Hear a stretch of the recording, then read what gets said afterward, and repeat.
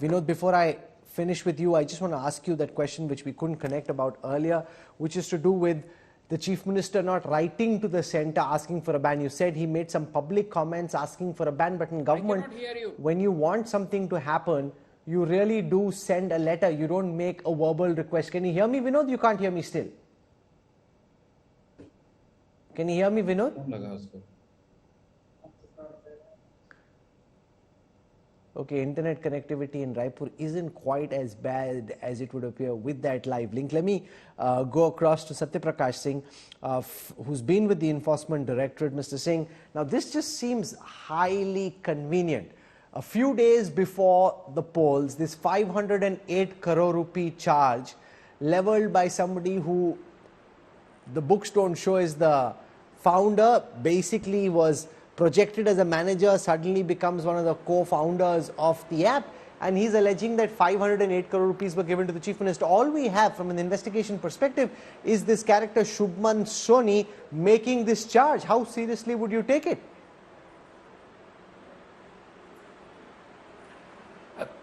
Good evening, Rahul. Getting to the basic of it, I am not concerned about the timing. I am not concerned about the timing. I am concerned about the evidence collected by the Directorate. See, what matters ultimately is the quantum of evidence, the quality of evidence being presented to the trial court. Let us remember that ED is also a party in any investigation, and the offence of money laundering, I always call it a Valentine Act in a lighter vein, because it always requires a partner of a predicate offence. In this case, the police had already filed a charge sheet in July 2022, Chhattisgarh police. Thereafter, further FIRs have been added to this ECIR, an investigation under money laundering. Let us remember that the Act of Money Laundering also provides that the statements recorded by ED under Section 50 of the Act has evidentiary value, and furthermore Section 23 of the Act very clearly provides that even if one or two interconnected transactions are established by way of evidence collected by the Directorate, the entire game of money laundering can be proven in a court of law. Therefore, the law has definitely recognized that the game of money laundering is always played under darkness. The kind of companies, the web of companies, the circuitous routes being taken by the players involved in the matter are very, very important. Therefore, the Act prescribes, it gives a different prescription by recognizing that even if one or two interconnected transactions are established by the Enforcement Directorate, the case of money laundering can be proved in a court of law. So what is moved for me is the evidence collected. I have no concern about the timing. I am concerned only about the law and the evidence collected. Okay, so Vinod Verma, the ED officer, saying the timing is of no concern, neither to the court nor to the Enforcement Directorate. They believe they have strong evidence, and that evidence is what will make it very complicated for the Congress government of Bhupesh Baghel. The timing, they say, is inconsequential. Yeah, you see, as far as law is concerned, he was correct that we have launched the investigation. So far, more than 450 people have been arrested. Several cases have been launched, and in October 2022, the Chhattisgarh police wrote to Google that your Play Store is carrying this Mahadev app, and please remove it because it is illegal, and on our request this app has been removed from Play Store. So it is not correct to say, which IND ministry yesterday said in the statement, that nobody complained about it. We complained about it, and that's when it was removed from the Play Store, 12th of October 2022.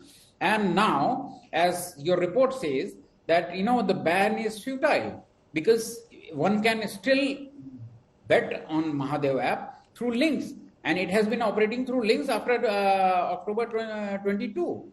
After we complained about it and it was removed from the Play Store. So it is the app is not required anywhere. It is operational by the links. And coming to your question, that he is not concerned about the timing. He was a law officer, and he is concerned about law only. But we are political people, and we are concerned about the timing also, because mere a statement by a driver and an unknown person who is claiming that he is owner of the app is making some statement, and BJP is using that statement as the evidence. Because Okay. the couple of days, let me complete. A couple of days before, ED has issued a statement, press statement, and in that statement they quoted that driver, and in one small line they say it is subject to investigation. If something is subject to investigation, how can one embedded detectives of BJP can say that this is the fact? It is Okay. not the fact. It is just statement of one driver. Sure. So you're calling them embedded investigators of the BJP. So there is a legal case. There is a case in the public eye. We'll see how it plays out. The legal case in court and the public case when voting starts tomorrow. Vinod Verma, political advisor to Chief Minister Bhupesh Baghel, for joining me on the news track. Thank you very much. All the best for tomorrow and then for the second phase. Thank you. I want to go across to Dr. Jawahar Surisetti, political analyst. He's been contributing pieces for the India Today group, understands the politics of Chhattisgarh. Dr. Jawahar Surisetti, does this Mahadev app bribegate case, in your view, potentially change voting behavior in Chhattisgarh, or do you think voter intent is largely cast and unlikely to change right at the fag end of the election campaign? Yes, it's a very valiant effort by the BJP in the closing stages of the election. But the problem is the timing this time. I do not agree to the legal advisor. The reason is on 7th we have 20 seats which go to the polls, which are mostly tribal areas. And they are not concerned about the Mahadev app. It is the 17th poll which is going. So will you be able to prove something before the 17th to take some effect? As of now, it looks like it will not be very effective, the strategy itself. And the second thing is that corruption has not been a major issue in Chhattisgarh elections. It has been proven time and again. Why not? Because given the mining mafia, all the lobbies that operate, Chhattisgarh really is the cabal of a lot of illegal activities. Why do you say Chhattisgarh doesn't see corruption as much of an issue? I am not ruling out corruption. I am saying that the urban population in Chhattisgarh is less, and the rural population is satisfied with the rice schemes and freebies that are offered by the government, and corruption does not take a primacy.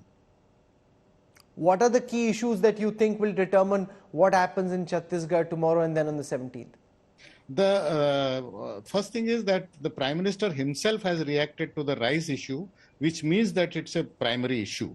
And then the Chhattisgarh government or Bhupesh Baghel's Congress has upped the ante by giving 3,200 as the minimum support price. So it's a major issue.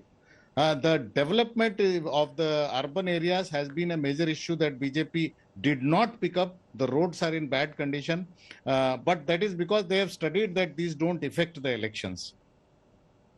Okay.